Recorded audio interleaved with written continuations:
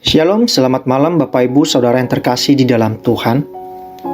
Renungan malam hari ini terambil dari 2 Korintus 8 ayat yang kedua. Selagi dicobai dengan berat dalam berbagai penderitaan, sukacita mereka meluap, dan meskipun mereka sangat miskin, namun mereka kaya dalam kemurahan. Bapak Ibu dan Saudara yang terkasih, ada seorang pemuda yang tidak dapat melanjutkan kuliah karena kekurangan biaya. Namun pemuda ini tidak meratapi diri. Pemuda ini malah tergugah untuk membantu keluarganya dalam terbatasnya kebutuhan sehari-hari. Dengan talenta yang Tuhan berikan kepada dia, pemuda ini menggunakan dengan membuka usaha menjahit kecil-kecilan.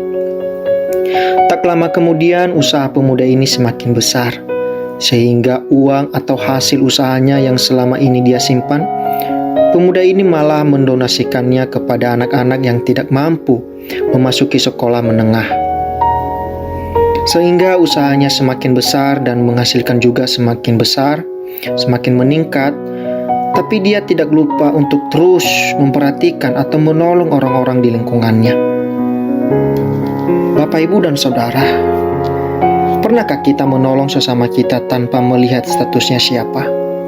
Di sini juga kita melihat di dalam 2 Korintus 8 ayat 2 ini, di mana Paulus menasihati jemaat Korintus ini untuk menandingi kemurahan hati jemaat Makedonia dalam menolong jemaat di Yerusalem yang menderita dan miskin.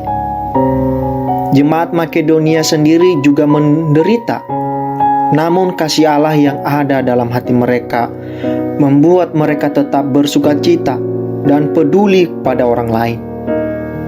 Mereka tidak terjebak dalam sikap mengasihani diri sendiri. Mereka tidak hanya memikirkan kepentingan diri sendiri, tetapi memilih berbelas kasih dan menolong orang lain yang membutuhkannya. Bahkan mereka memberi melampaui kemampuan, bukan karena mereka punya, melainkan karena kelimpahan dalam kasih. Bapak, Ibu, dan Saudara, kita sering sibuk juga dalam persoalan dan kesulitan pribadi sampai lupa dan tidak peduli bahwa di luar sana masih banyak yang lebih menderita dan membutuhkan pertolongan. Kiranya kita juga belajar untuk tidak hanya berfokus pada kesukaran dan penderitaan pribadi, tidak putus asa dan meratapi diri, tetapi tetap bersukacita dan peduli kepada orang lain. Kiranya firman Tuhan berkati. Amin.